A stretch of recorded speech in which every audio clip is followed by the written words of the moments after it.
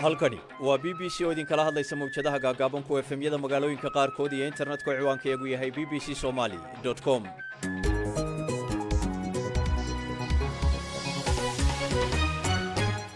arooryo suuban idilkiin baa khiyaartana dhegaysatay waa 13 May saacadda Afrikada Barina haatan waxay tilmaamaysaa 7 gowa.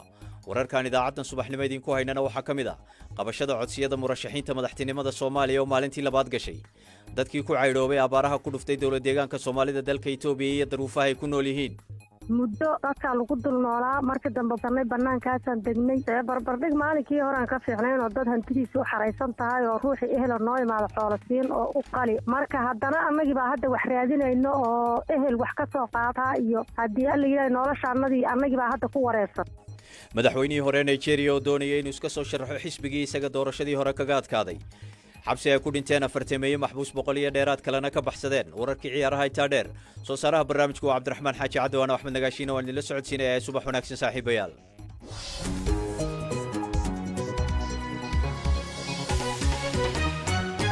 waa tahay dhegeystayaal qodobadaas oo faahfaahsanahay noo dambeeyaan bal marka hore warkii dunida iyo xasan sheekh cumar xasan. mahadsanid Axmed. rabshado ka dhan ah dowladda ayaa ku fiday dalka Sri Lanka goor dambe oo habeennimadii Isniinta ah iyadoo 5 qof la dilay ilaa 180 kalena la dhaawacay. qalalaasahan ayaana imaanaya kadib markii ra'iisul wasaare Mahinda Rajapaksa uu iscasilay kadib toddobaadyo mudaharaadyo ah oo hareeyay dalkaasi kana dhashay sicir barar bulshada saameeyay. waxaa jira bandow dalka oo dhan ah kaasi oo socon doona ilaa Arbacada. dadweynaha dalka Sri Lanka waxay doonayaan in dawladdu ay wax ka qabato sicir bararkaasi oo aad u saameeyay nolosha guud ahaan dadka Sri Lanka. iyadoo inta badan 80% codadka la tiriyay doorashadii madaxtinimada ee Philippines ayaa waxaa muuqanaya in musharaxa lagu magacaabo Ferdinand Marcos uu inta badan markaasi ama uu ku horeeyo codadka la tiriyay dadka dhiibtay doorashada codadka ka dhiibtay. natiijooyin aan rasmi ahayn ayaa muujinaya inuu haysto codad ka badan 2 jibaar inta uu haysto musharaxa kale ee tartanka uu kala dhaxeeyo oo ah haweeneyda madaxweyne ku-xigeenka ee xilka ka degaysa laguna magacaabo Leni Robredo. ugu yaraan 43 maxbuus ayaa ku dhintay dalka Ecuador iska hor imaad dhex maray kooxo iska soo horjeeda oo xabsiga ku jira. in ka badan 100 maxbuus ayay u suurta gashay inay baxsadaan intii ay socdeen rabshadaha oo bilowday saacadihii hore ee Isniinta. ciidamada ammaanka ayaa sheegaya in hadda ay gacanta ku hayaan xaaladda xabsiga oo ku yaala bartamaha magaalada Santo Domingo. Yoon Suk Yeol ayaa waxaa loo dhaariyay inuu noqdo madaxweynaha cusub ee Kuuriyada Koonfureed xaflad ka dhacday magaalada Seoul. mudane Yoon ayaa ka dhawaajiyay inuu ka adkaan doono Kuuriyada Waqooyi marka loo eego madaxweynihii isaga ka horeeyay ee Moon Jae-in. ugu dambeyntiina maamulka militariga ee gobolka Luhansk ee bariga Ukraine ayaa sheegaya in dagaal culus uu ka socdo halkaasi xilli ciidamada Ruushkuna ay isku dayayaan inay cadaadis saaraan dhanka galbeed. hogaamiyaasha deegaanadaasi ayaana sheegaya in halka dagaalka ka socdo uu yahay mid culus. tuulooyin halkaa ku yaala oo gaar ahaan magaalada lagu magacaabo Bobasana ayaa waxaa lagu arkay maleeshiyaad ka tirsan kuwa Chechnya oo halkaasi dhex lugeynaya magaaladaasi oo laga yaababa sida wararku ay sheegayaan in Ruushka uu dhulka ku daro. warkii caalamka ee subaxnimo waa naga inta aan dib idinkugu celiyo Axmed Nagaashi qaybaha kale ee barnaamijka. aad iyo aad buu mahadsan yahay xasan sheekh cumar oo warkii subaxnimo inoo marinayay ayuu ka sahay dhegeystayaal u diyaar garooba qaybaha kale ee barnaamijka. waa tahay dhegeystayaal aan ku bilaabe waxaa maalintii labaad la qabanaya araajida murashaxiinta u tartamaysa madaxtinimada Soomaaliya oo doorashadaasi loo cayimay in ay dhacdo 15 bishan May aynu ku jirno. shalay murashaxiin badan ayaa iyaguna codsiyadooda gudbiyay oo qaatay shahaadada murashaxnimada. bal haddaba sida ay maanta hawshaasi u bilaabmayso iyo shakhsiyaadka ugu waaweyn ee la filayo inay gudbiyaan araajidooda ayaa waxaan goor dhaweyd weydiiyey wariyaha BBC Ibrahim Maxamed Aadan. axmedow gelinka dambe abaare 4 galabnimo ayaa la filayaa in lasoo xiro diiwaangelinta murashaxiinta u tartamaysa xilka madaxweynaha sida ay hore u sheegeen guddiga qabanqaabada doorashada madaxweynaha ee labada aqal ee baarlamaanka federaalka.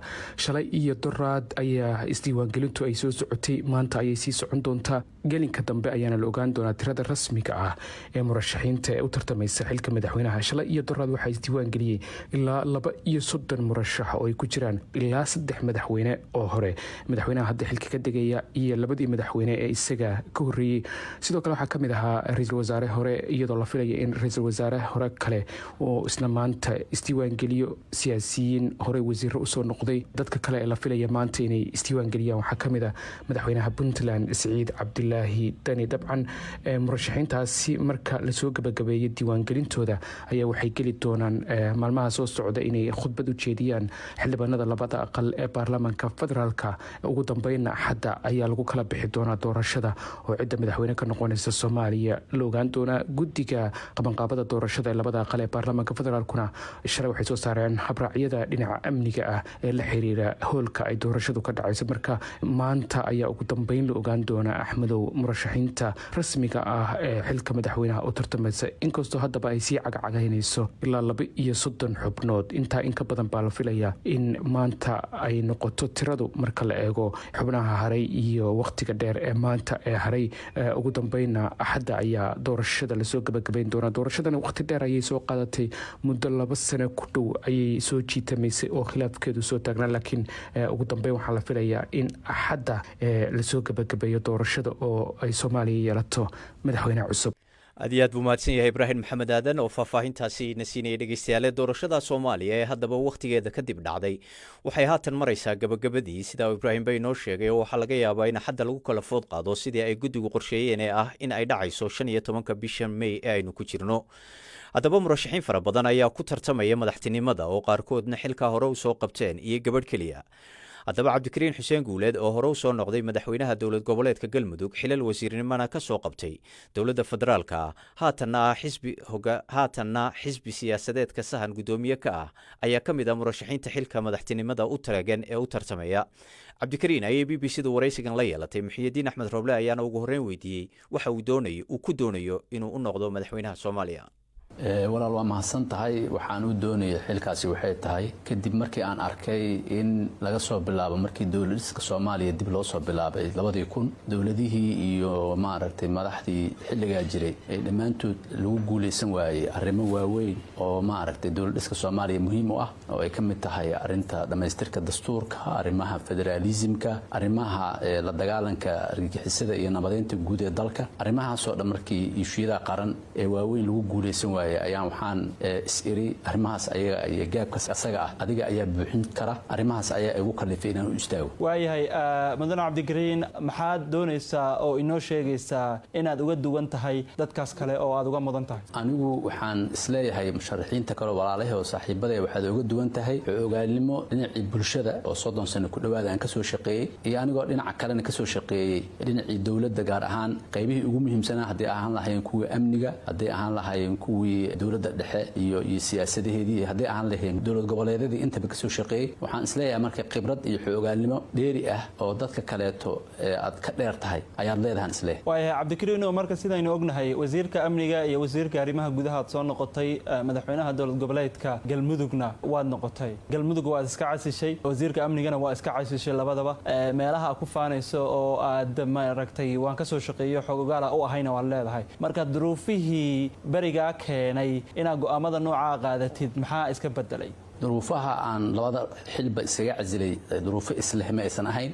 galmudug arrimo caafimaad ayaan isaga casilay oo ani igu yimid arrimahaas caafimaad oo qasbayay inaanan xilka sii hayn karin, laakiin hadda alxamdulilah rabbil caalamiin caafimaadkayga waa fit. arrinta wasiirka amniga ka tagistii aniga xilka aan ka tegay waxay ahayd anoo dareen mas'uuliyadeed qaadaya ayaan qarax dhacay oo ka dhacay xarunta baarlamaanka eeriyadeeda ayaan isku casilay. waxaan aaminsanahay inay ahayd dareen mas'uuliyadeed oo aan muujiyey. marka haddii ay dhacdo in lagu doorto ama hadda oo aad ololaha ku jirtidba sidee doonaysaa marka amniga oo ka mid ah waxyaabaha ugu waaweyn ee baahidu muddo dheer loo qabay inaad wax uga qaban karaysid? waxyaabaha walaal igu kalifayaba inaan soo istaago waxaa ugu horeeya kow inaan ciidan qaran oo muuqaal qaran leh oo dhammaan deegaanada dalka Soomaaliyeed oo dhan laga soo wada qoray laguna soo qoray talo iyo tashi ummadda Soomaaliyeed ee wada leedahay gaar ahaan dawladda dhexe iyo dawlad goboleedyada ay wadaagayaan in la diyaariyo ciidamada AMISOM oo muddo dheer dalka joogayna looga kaaftoomi lahaa oo xilka ciidanka qaranka Soomaaliya la dhisay oo la wareegi lahaa waxaa intaas dhinac socda dib u heshiisiin aan la'aanteed amnigu uusan hagaagi karin in lagu dhinac wado. Cabdikariino, al-shabaab adoo wasiirka arrimaha gudaha ah adoo wasiirka amniga ah iyo adoo madaxweynaha galmudug ah labadaba way jireen inta ciidan iyo xoogba waa lagu dayay wuuna shaqay kari waayay marka jid kale oo aan ahayn ciidan iyo xoog oo xal looga gaari karayo arrinka al-shabaab oo dawal loogu heli karayo ma ku muuqda? walaal anigu waxaan aaminsanahay inaan si dhaba wali loola diririn hogaanka ugu sareeya dalkana runtii go'aankii iyo taladii iyo fikirkii la rabay in al-shabaab lagula diriro wali aan lala imaanin aniguna maadaama aan hogaanka dalka ugu sareeya wali aan noqon waxaan aaminsanahay haddaan positionkaas jooga inaan go'aano badan oo nimankaas lagula diriro aan soo kordhin karaan aaminsanahay aragtideedii fikirkeedana waa qabaa waxaan rajaynayaa aanan kana shaqayn doonaa inuu istaagi doonaa inaan isfaham lagu dhammaystiro hanaanka dawladnimada ee qabyada ah sida dastuurka sida maqaamka muqdisho sida federalismka waxa ka dhiman inaan keeno oo dawlad dhexe iyo dawlad goboleed boqolkiiba boqol wada shaqaynaya isna wata inaan la imaado aan shaqayn doonaa. arrinka maqaamka muqdisho ee aad soo hadal qaaday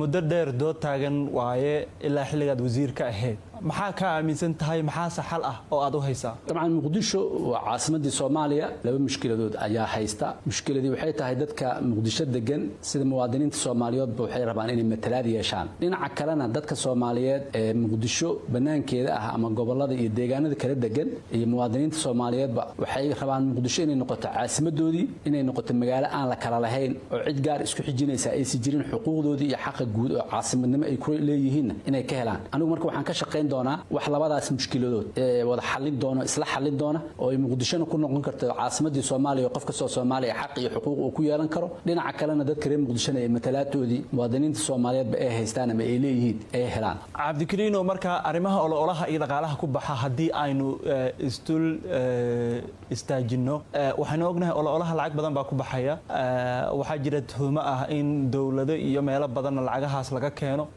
waxaan ognahay oo dadku badidoodna ay aaminsan yihiin xildhibaanada wax dooranaya iyo musharaxiintu in lacag isweydaarsi dhex marayaan halkee baa lacagaha ka keenaysaa? walaal waa mahadsan tahay aniga sideedaba mabda ahaan waxaan aaminsanahay qofka dal madax u noqonayahay inuu noqdo qof ku yimaadahay rabitaan iyo dareen dadkiisa iyo ummadiisa ku yimaadahay iyo wadasho dadkiisa asaga ay wataan iyo rabitaankooda inuu ku yimaado anigu marka maadaama mabdaas aan aaminsanahay waxaan ahay murashax madax bannaan iskiis u taagan cid ajnabi iyo cid gaar ah oo ay wadataan aysan jirin dadkiisa iyo shacabkiisana ay wataan ayaana dadka Soomaaliyeed ee xildhibaanada oo Soomaaliyeedna waxaan rabaa inaan fikirkeyga iyo taladeedii iyo caqligeyga aan ku qanciye inaan lacag ku qanciyo ma rabay waxaan rabaa inaan caqligeyga iyo fikirkeyga iyo waxa aan rabo inaan qabto inaan ku qanciyo.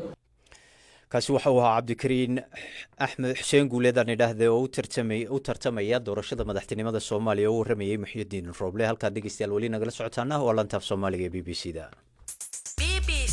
BBC waxaad ka heli kartaa wararkii ugu dambeeyay ee Soomaaliya iyo caalamka oo dhan maalin walba. waa tahay dhageystayaal bal haatan aynu wararkii dunida kala eegnay ugu yaraan 43 maxbuus ayaa ku dhintay rabshado lagu leeday oo ka dhacay xabsi ku yaala dalka Ecuador sida uu sheegay xeer ilaaliyaha guud ee dalkaasi. booliska ayaa iyaguna sidoo kale xaqiijiyey in 108 maxbuus ay iyaguna ka baxsadeen xabsigaasi intii ay rabshadu socotay oo aan ilaa haatan gacanta lagu soo dhigin ee ay weli firxad yihiin. Cabdiraxmaan Xaaji Cadow ayaa faahfaahinta warka inoo haya.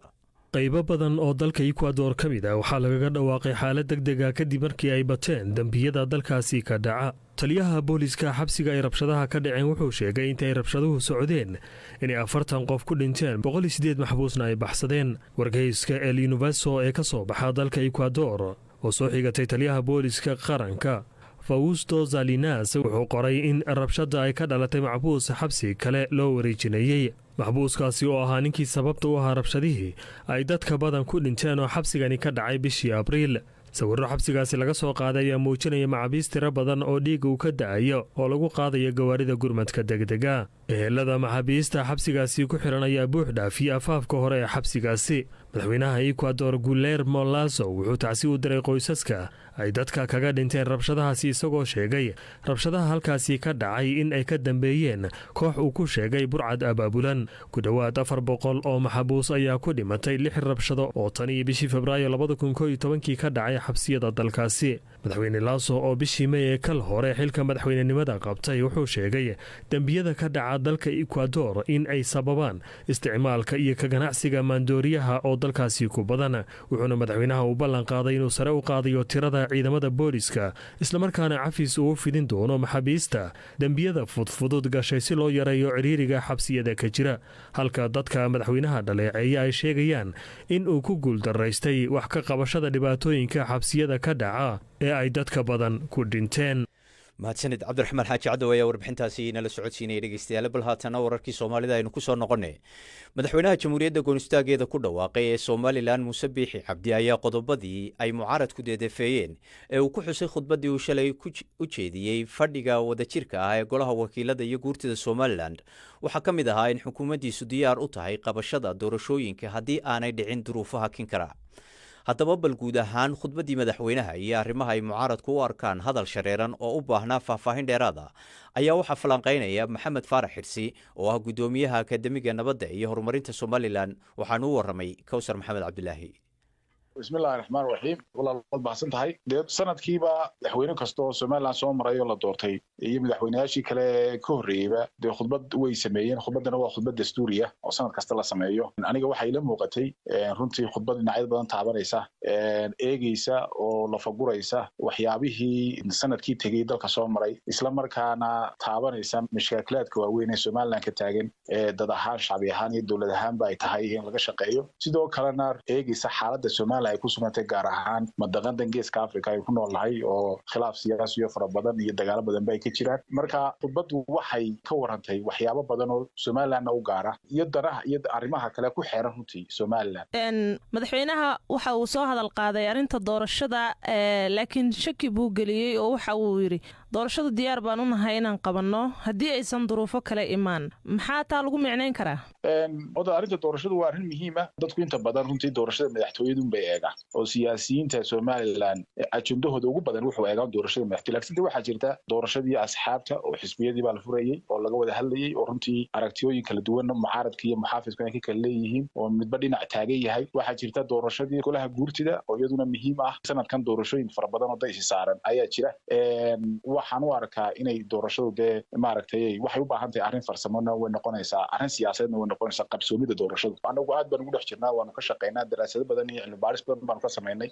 ma arkayna dee ififaale sheegaya in doorashadu ay dib u dhac ku imanayso. haddii ay ku timaadana dee kolley hay-ada dastuuriya jira oo u xil saaran.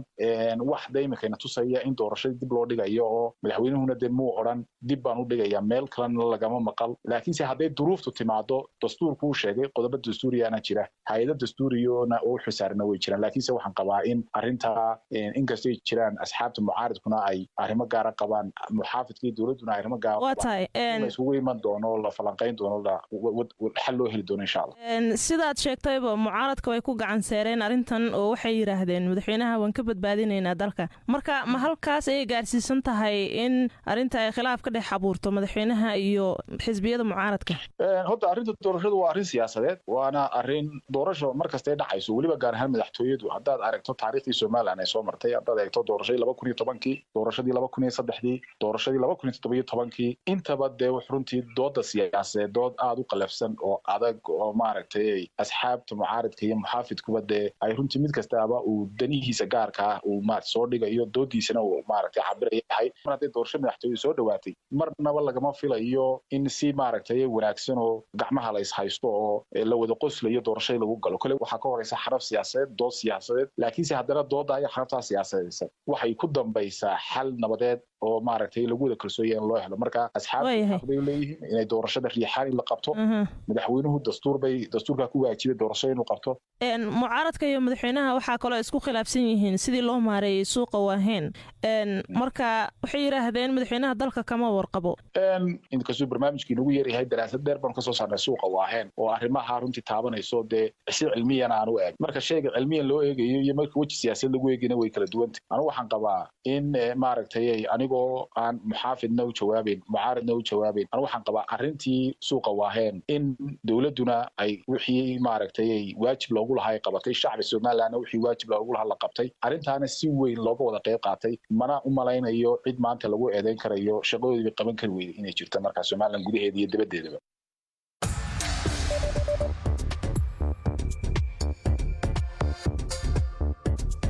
bogga internetka ee bbcsomali.com waxaad ku helaysaa maqal muuqaal iyo qoraal wararkii ugu dambeeyey ee caalamka iyo Soomaalida sida ay u dhacayaan halka ay ka dhacayaan iyo saamaynta ay leeyihiin bbcsomali.com waxaa ka go'an daqiiqad kasta soo gudbinta warar la hubo waraysiyo warbixinno iyo macluumaad aqoon kororsi ah haddaba si aad u hesho adeegyadaasi si fudud abka BBC Somali ugala soo deg Google Play ama App Store-ka bbcsomali.com waa halka ugu horeysa ee wararka laga helo bbcsomali.com mar kasta iyo meel kasta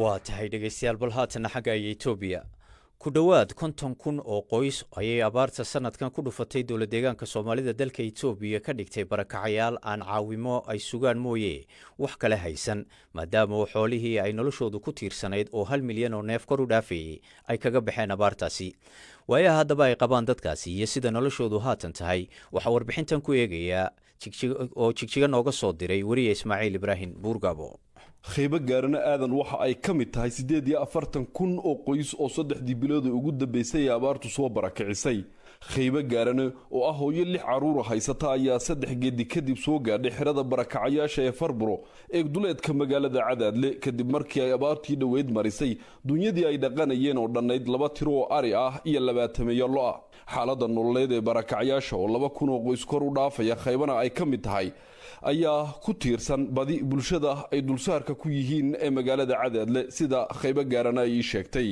magaalooyinka iyo dadka qaxootiga loo cararaa la yiri muddo dadka lagu dul noolaa markii dambe buural baan uri iyo waxaan guranay buural baan dhisanay banaankaasaan degnay barbardhig maalinkii hore aan ka fiicnayn oo dad hantidiisa u xaraysan tahay oo ruuxii ehel noo imaado xoolasiin oo u qali oo caanaha ka maali oo ka safran oo suu doona ka yeeli oo xor oo madax bannaan baan ahayn marka haddana annagii baa hadda wax raadinayno oo ehel wax ka soo qaabtaa iyo haddii alla yidhahay noloshaannadii annagii baa hadda ku wareersan inka badan 1,150,000 oo neef ayay abaartani galaafatay iyadoo sababtay in 10,000 oo qoys ay noqdaan barakac baahan oo ay luntay habnololeedkoodii sidee ayay qoysaskani u soo ceshan karaan isku filaanshahoodii ay abaartu lumisay waxaan weydiintani hordhigay Cabdifataax Maxamed Cabdi wasiir ku-xigeenka xafiiska maareynta khataraha masiibooyinka ee dowladda deegaanka Soomaalida dadkan runtii soo barakacay waa dad xoolahoodii waayay marka dadka laba mid bay noqon doontaa hadduu la yidhaahdo hadda waa barakac wixii caawimaadkan dadkaan gaarsiinayn inuu gaadha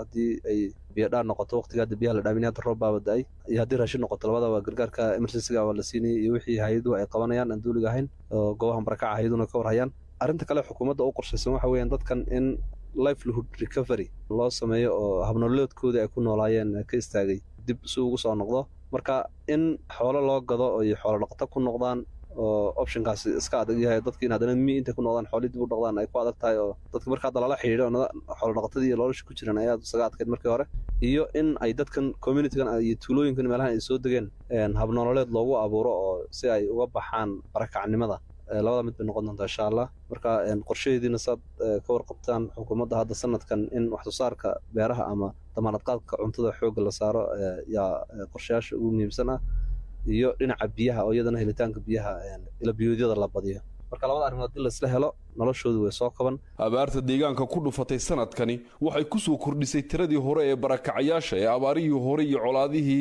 barahoodii ay soo dhaafiyeen ku dhowaad 50,000 oo qoys oo xoolahoodii ay nasiib u helin inay soo gaaraan naqa roobka gugan oo qaybo ka mida deegaanka iminka biyo dhigay balse qaybo gaarana waxa ay diyaar u tahay inay qaabisho waayaha nolosha si walbo ay u soo wajahaan. xoolo lagu laabto ma jiraan hadda xoolo lagu laabto ma jiraan waxaa ii qorshaysan haddii xoolihii aan waayay iyo wixii aan hadda ka hor kusoo dhaqmi jiray inaan xoogayga haddii ilaahay laga helo wax ku qabsado muruqayga wax wixii aan u maleeyo inaan qaban karo inaan wax ku qabsado oo noloshaydii iyo ilmahayga noloshiisa aan ka raadiyaan rabaa ii qorshaysan. codkaasi waxaa ugu dambeeyey warbixintii uu Ismaaciil Ibraahim Buurgaabo ka soo diray magaalada Jigjiga. dadka aragtidooda ka dhiibanaya ee fariimahooga Facebooka noo soo mariyeyna waxaa ka mid ah arrintaasi farxaan axmed cabdulle oo jooga magaalada beledweyne waxaanu leeyahay dadkaasi ku caydhoobay abaaraha ku dhuftay dowlad deegaanka soomaalida dalka Itoobiya ee duruufaha adag la nool waa arrin culayskeeda leh waxaana looga fadhiyaa madaxda Itoobiya iyo dowladda deegaankaba inay u istaagaan sidii dadkaasi gurmad walaalnimo loogu sameyn lahaa. Caydaruus Maxamed Cumar oo jooga magaalada Boorama ayaa isaguna wuxuu leeyahay runtii aad baan uga xumahay dadka ku caydhoobay abaaraha dowlad deegaanka soomaalida Itoobiya alle ayaana gargaar haya balse waxaan odhan lahaa dowlad deegaanka halkaasi ka talisa ee uu hormoodka ka yahay madaxweyne Mustafa waa in ay qayladhaan u dirtaa dowladda dhexe allow ummadaada muslimiinta meel walba ay joogaanba u gargaar ayuu ku soo gabagabeeyey fariintiisa. waatahay dhegeystayaal bal wararkii Afrikada kale aynu eegna haatanne madaxweynihii hore Nigeria Goodluck Jonathan ayaa ka baxay xisbigii ugu weynaa mucaaradka dalkaasi ee PDP oo uu ugu diga rogtay dhanka xisbiga talada haya ee APC waxaana jira tuhunno ah ilaa haatan aan soo shaac bixin oo ah inuu doonayo inuu iska soo sharaxo xisbigaasi oo uu tartamo doorashada sanadka dambe ka dhacaysa dalkaasi. xasan sheekh cumar ayaa inoo soo koobay wararkii BBC-du arrimahaasi ka qortay. madaxweynihii hore ee Nigeria Goodluck Jonathan ayaa waxa uu doonaya inuu mar labaad u tartamo doorashada madaxtinimada ee sanadka dambe dhacaysa waxaana uu haatan ku tartamaya xisbi kale oo aan ahayn kiisii hore sida ay BBC-du ogaatay. Jonathan waxa uu ku biiray xisbiga talada haya ee magaciisa loo soo gaabiyo APC ee doorashadii 2015 isaga kaga adkaatay tartanka. koox taageerayaal ah ayaa shahaadada musharaxnimada iyaga oo isaga ka wakiil ah iibsatay Isniintii taasi oo ka dhigan inuu weli socdo dhaqankii ahaa in dadka danaynaya xilka ay adeegsadaan shakhsiyaad kale oo shahaadada musharaxnimada u siibiya. go'aankiisa ah inuu tartanka galo isaga oo ka socdo xisbiga APC ayaa filanwaa ku noqday dad badan oo reer Nigeria gaar ahaan xisbigiisii hore ee PDP. muddo bil ah baa waxaa socday hadalhayn ahayd inuu si qarsoodiya ugu biiray xisbiga talada haya laakiin Jonathan iyo dadka ku dhowdhow toona arrintaasi kama aysan hadlin. xisbiyada siyaasadda ee Nigeria ugu waaweyn ayaa la filayaa inay qabtaan dabayaaqada bishan isreebreebka musharaxiinta si cidda ku soo baxda ay 3 Juun ugu gudbiyaan shahaadooyinkooda musharaxnimo ee ay ugu tartamayaan doorashada dhici doonta bisha Febraayo ee sanadka soo aadan ee 2023. qiimaha lagu iibsado shahaadada musharaxnimada xisbiga APC ayaa ah 100 milyan oo neero oo ah lacagta Nigeria oo u dhiganta $240,000. qaadashada shahaadada musharaxnimada ee Jonathan waxaa ka soo horjeesan doona rag ay ka mid yihiin barasaabkii hore ee gobolka Lagos Bello Timbo, madaxweyne ku-xigeenka haatan Yemi Osibanjo iyo wasiirka gaadiidka Rotimi Omechi. mana cadda sababta Jonathan uu go'aansaday in xisbigiisa uu ka baxo laakiin waxaa jira hadalhayn ah inaanu ku faraxsanayn guuldaradii 2015 waxaana wararku tibaaxayaan inuu qabo in shakhsiyaad miisaan ku leh xisbiga ay khiyaamayeen. haddii uu ku guulaysto doorashada soo socota sharcigu waxa uu ogol yahay hal muddo xileed oo keliya taasi oo ka dhigan in awood heshiis oo aan qornayn oo muran dhalin karta ay u wareegi doonto waqooyiga dalka maadaama awoodda ay ku kaltamaan waqooyiga iyo koonfurta dalka. Jonathan isaga waxa uu ka soo jeedaa koonfurta dalka Nigeria. ciddii ku guulaysataba shahaadada musharaxnimada xisbiga APC ee doorashada soo socota waxaa hor yaalla loolan adag oo uu la geli doono xisbiga PDP. musharaxiinta ugu cadcad xisbigaasi sida Peter Obi, madaxweyne ku-xigeenkii hore Atiku Abubakar iyo barasaabka gobolka Rivers Nyesom Wike ayaa taageero badan ka helaya dadka gaar ahaan koonfurta Nigeria. wararkii ciyaaraha haddii aynu eegnana dhegeystayaal waxa ugu dooroon in kooxda Bayern Munich ay doonayso inay xagaagan la wareegto ciyaartooyga u safta kooxda Liverpool ee reer Senegal ee Sadio Mane. wararkuna waxay sheegayaan inay durba kooxdaasi xiriir la samaysay ninkaasi u wakiilka ah oo ay u doonayso inay la wareegto. maantana waxaa guradistari doona Aston Villa iyo Liverpool. idaacaddii subaxnimada intaas ayaanu kusoo gabagabaynaynaa 2 duhurnimo ka hor. sidaas iyo nabadgelyo.